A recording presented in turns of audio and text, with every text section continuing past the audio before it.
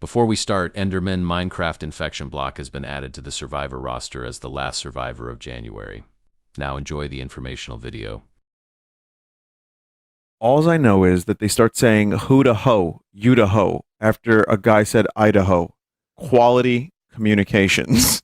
The needle, the bender, the alpha, the bravo, and all the additions. I'm waiting for the Idaho, Idaho. 30 in Idaho. There it is. Idaho. Idaho. Idaho. Idaho, copy. I like how we could just use our phones, but we're still using this technology. Maybe there's just a place that doesn't have service, and you have to use shortwave. I'm sure there's plenty of utility for it. Someone said radio is less monitored by the government. However, it is more monitored by Vinesauce. Survivors that are coming in broken education. That originates from Universe Protection Space. So, Chad, I have something a little different. A couple interesting things. I basically have some famous shortwave radio signals, like number stations and such. Just stuff that is available to listen to on the internet, pretty much. One of the most well-known number stations out there, based out of Poland. Planeto 047 not confirmed. It used the Stasi Sprachmaschine to generate its vocals. That's what you're hearing there. It's just, again, hearing the sounds. And then, like, ice cream music. And then weird, like, letters. Imagine finding that by accident. This one's called E13 5 dashes. Audio recording of Planeto 13 not confirmed. Oh boy. 4, 2, 3, 6, 4. Yeah, this one just sounds weird to me. Planeto Both 13 E13 and G13 were thought to be a cooperative CIA and West German BND number station network for destabilization operations. This was because its format was similar to the counting station. Oh, that tone on the voice is fucking off. It's just, that's not a great, like, thing to try to fall asleep listening to. This is not a stream to fall asleep to. This is V28 the Parrot, and this is as loud as I can make it. My God, she sounds so upset. I hope she's okay. I wouldn't blame anyone for cutting this one short. V28 the Parrot is a number station operated by North Korea. V28 broadcasts daily at 2 different time slots with some variation in frequency. The announcements are read by a live operator.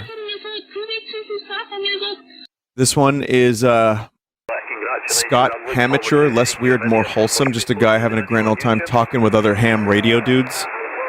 Evening from the Baltimore station, and I'll hang around here for a wee while longer, then I'm off to bed. I wonder if this guy would ever in his life have imagined that his private conversation, boring, mundane conversation that he was just having over shortwave, would be broadcast to like 9,500 people. But, no big deal. He was just saying, I hope you have a good night. Take care.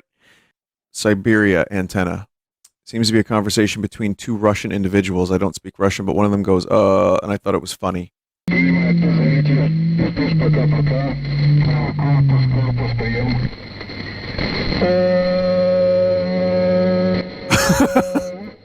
That's one of those things where you don't expect it to be funny just based on the text file, and then you hear it. It's like, oh, that's really funny, actually.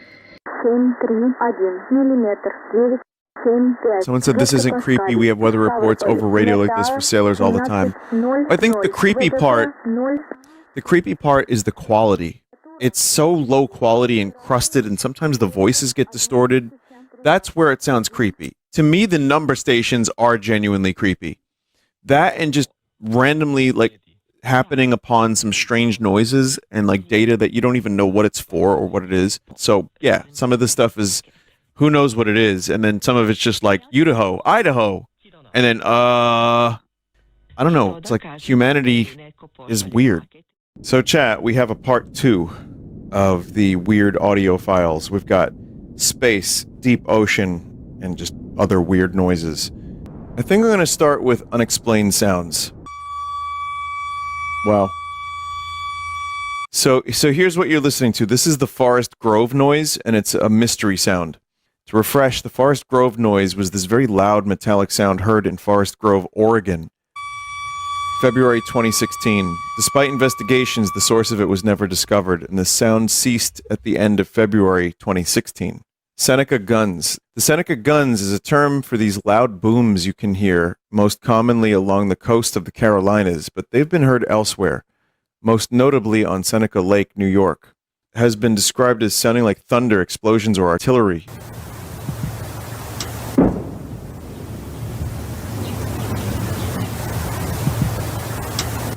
They can be so extreme that they can trigger earthquakes, break windows of homes in its path, and rumble and shake the ground. Despite years of research and theories, the reason for this sound has never been properly explained. Scientists have at least deduced that these sounds are originating from the atmosphere and not the ground. If you think this might just be sonic boom of jet planes, well, I have news for you. The sound has been going off in these areas for over 150 years. Wow. What could they be? Yeah, that's very interesting. The trumpet, sound from British Columbia. This horrible noise was heard by residents of Terrace, British Columbia in 2013. The city's official Facebook page said it was the sound of a grater blade preparing to work on something in the city. Based on the spectrogram, I have reasons to believe that this is true, but others aren't so convinced. When the sound was heard again in 2015, the city did not comment on what it was. Everything surrounding this sound seemed to be rather murky.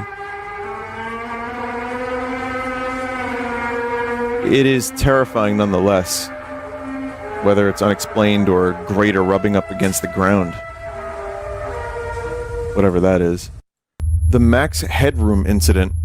On the night of November 22nd, 1987, two TV stations in Chicago had their broadcasts interrupted by a pirate broadcast from a person in a Max Headroom costume. The defense, which hadn't put up a sack in 12 quarters, finally did.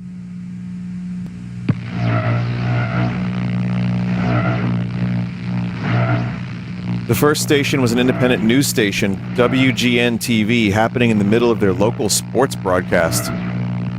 However, it didn't last very long as engineers quickly regained control over the broadcast. There's no audio with it aside from loud static. Fuzzy memories. Well, if you're wondering what's happened, so am I. Actually, the computer that we have running our news from time to time took off and went wild. So what we're going to do is start over from the top with the Bears. The second broadcast happened 2 hours later to the PBS station, WTTW, during Doctor Who. This time, the pirate broadcast went on for about 90 seconds uninterrupted because there wasn't anyone manning the equipment that late at night.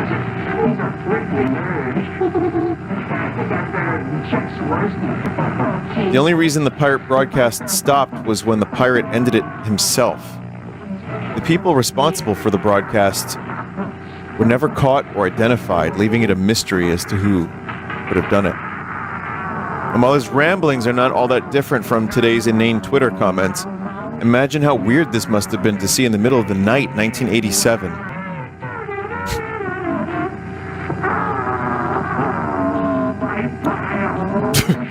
Yeah, it's Gray Leno before Gray Leno. Let's do space sounds. So we'll start with the sound of the Aurora Borealis.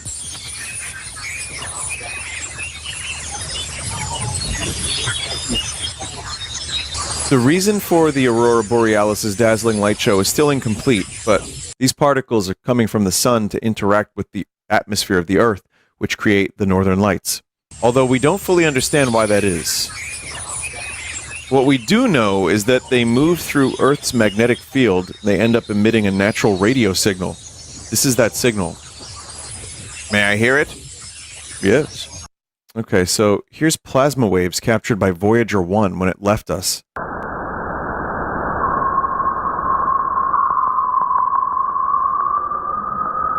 That's definitely aliens. Voyager 1 and 2 are the farthest man-made objects from Earth.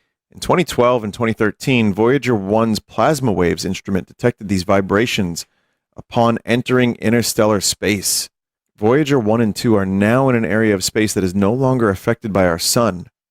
They're still sending data back to NASA, but at this point, it takes a long time for that data to come home.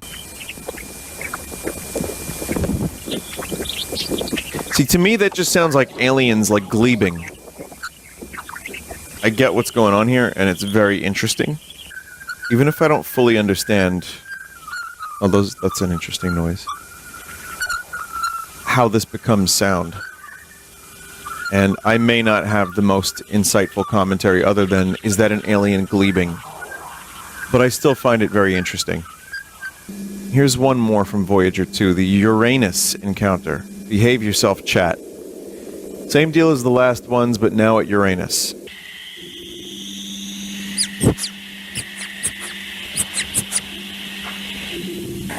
Sounds like there's a squeaky duck on Uranus.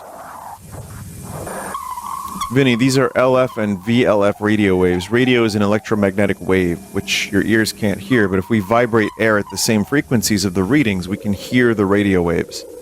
You know what? That is an actually really, really good way to describe that. Next, we have some acoustic audio files. This is what it sounds like for the Mars rover to be driving on Mars.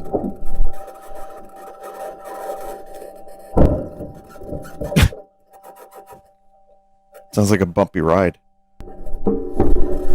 Someone just said, sounds lonely. Well, again, sometimes it can be a little easy to, you know, think about something as if it's lonely. And it's just an instrument, it's an object we created. But it does remind me of WALL-E a little bit, if I can be completely honest. This one's interesting. This is Planck, the sounds of the ancient universe. This tone represents sound waves that traveled through the early universe and were later heard by the Planck Space Telescope. Before there were any stars or galaxies, our universe was just a ball of hot plasma. Sound waves shook this infant universe, triggered by minute or quantum fluctuations happening just moments after the Big Bang that created our universe. As these sound waves propagated through the young universe, they left imprints on the matter. By mapping this ancient light that has traveled to us through space and time, Planck can essentially see the sound echoes of the early universe. Someone tell the ancient universe to stop vacuuming. It's after 10 p.m. Yeah, seriously. This next one is Black Hole at the Center of the Perseus Galaxy.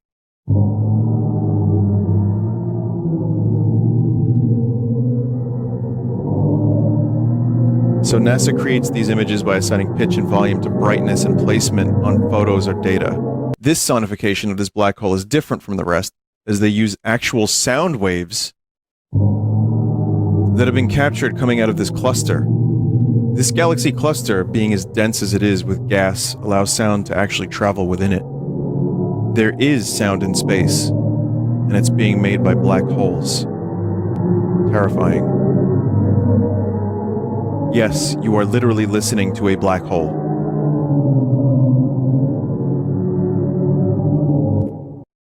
Historical noises.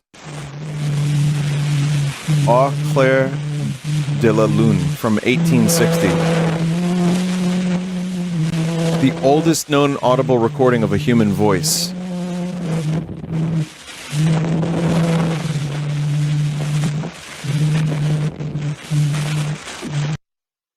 This was done using a phonautograph pictured in the video provided. These devices were the earliest known examples used to record sound.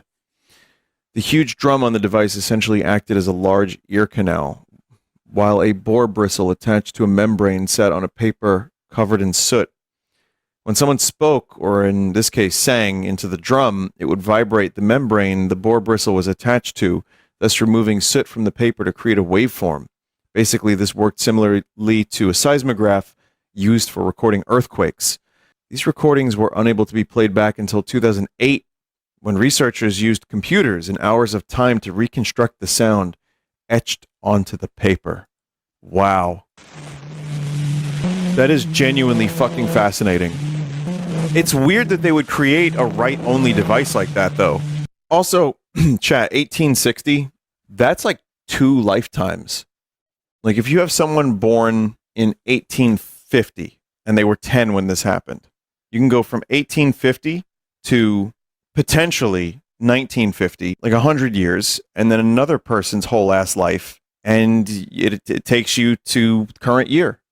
That's just one person. That's one dude. So I think it's very interesting how we view time. The machine uses only 2 sounds produced electrically. The voter. One of these represents the breath. The other, the vibration of the vocal cords. Let's see how you put expression into a sentence. Say, she saw me, with no expression. She saw me. Now say it in answer to these questions. Who saw you? She saw me. Whom did she see? She saw me. Did Wow. she see you or hear you? She saw me. She saw me before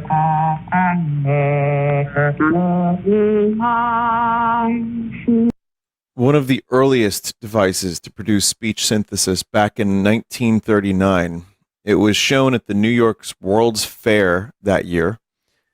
And, 1939. What a weird skill that this woman has. That is so... I didn't know this existed. I find that to be incredibly fascinating. And just, like, how do you even... Yeah, just a year of constant practice, huh? Next one is very, very interesting. It is Pink Floyd's Another Brick in the Wall, reconstructed from the human brain. In a new study, participants with electrodes on their brains listened to Another Brick in the Wall Part 1 from Pink Floyd's 1979 album, The Wall. Researchers then used a computer model to convert the electrode signals into audio.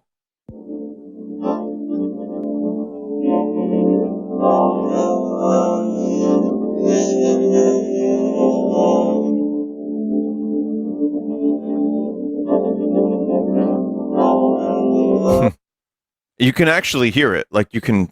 That's fucking wild.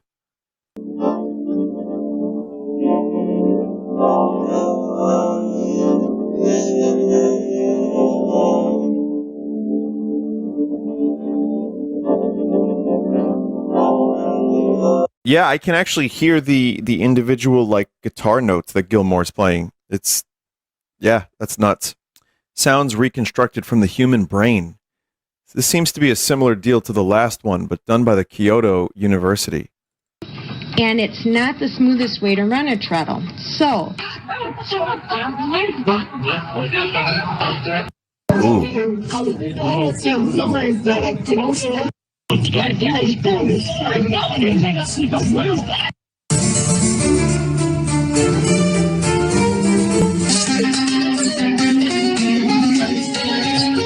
Oh my god.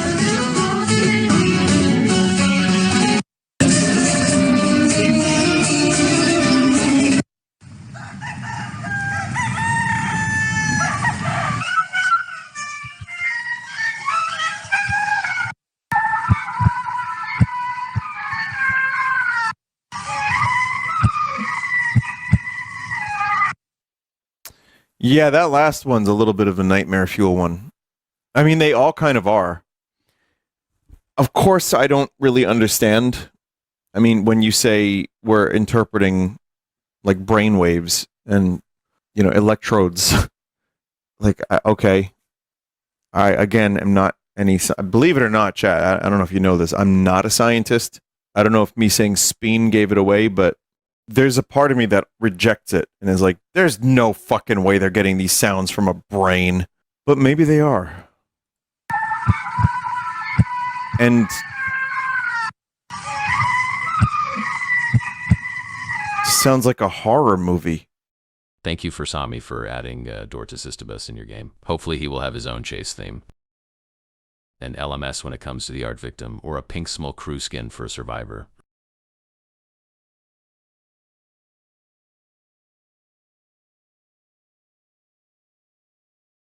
If this part is too long, please go to this timestamp.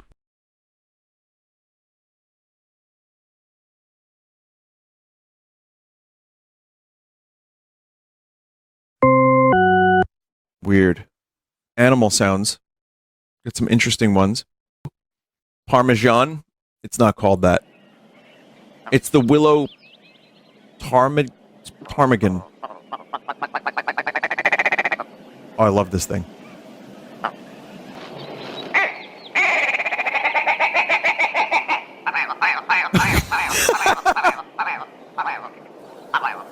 Squirtle, Squirtle, Squirtle. Squirtle. This is just the noise this bird makes. The second half of the recording, the loud barking, is a male's mating call. Fantastic. Walrus. Male walruses can make these bell-like sounds underwater.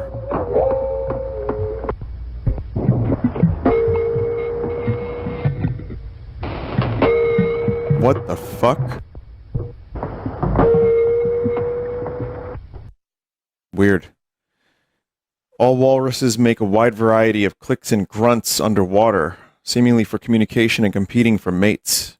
Bioduck. This sound was first recorded sometime in the 1960s by submarine personnel, which called it bioduck. The purpose of this sound is still a mystery, however.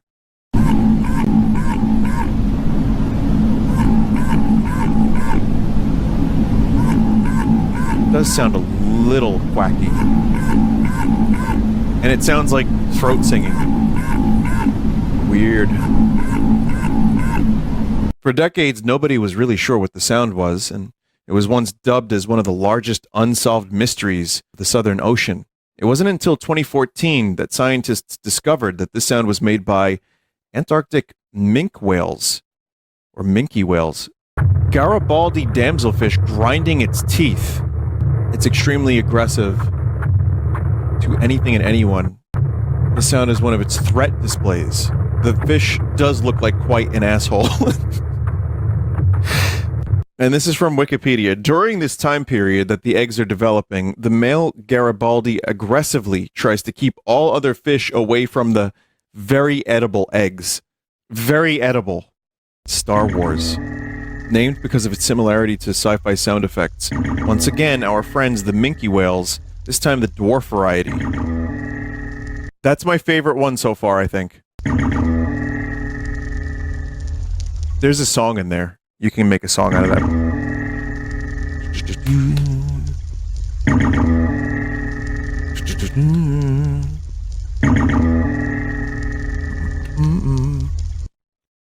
Okay, military sounds.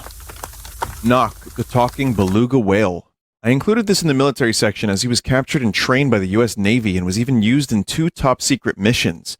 The Navy trained 6 beluga whales in numerous tasks, one of which was using a special tool in their mouths for retrieving torpedoes from the ocean floor. Holy shit.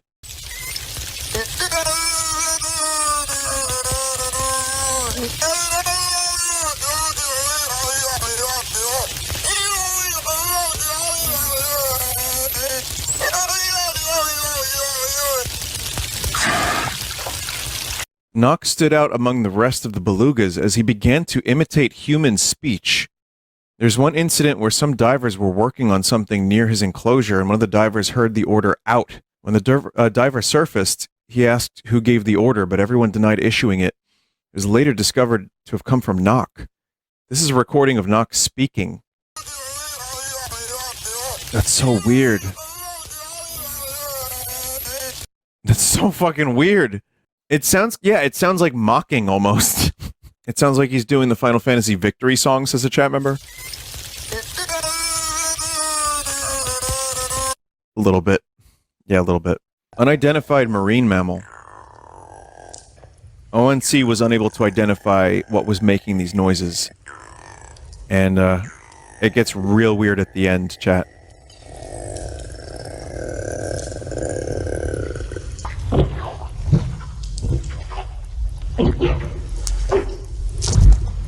Oh my god. The end of that. What the fuck? Okay, again, it sounds like a Half-Life noise. It did sound like a koala noise a little bit. The audio quality of that was like really good. And it was gross.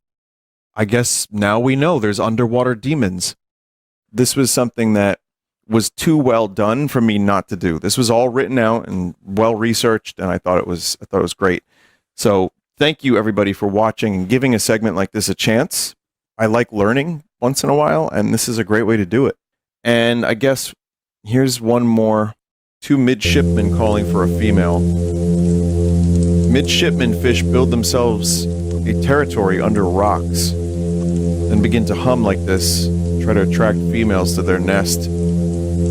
Yeah, you can hear the two tones. Do you want to hear what it sounds like when two ducks make two different pitched noises at the same time? It sounds like this.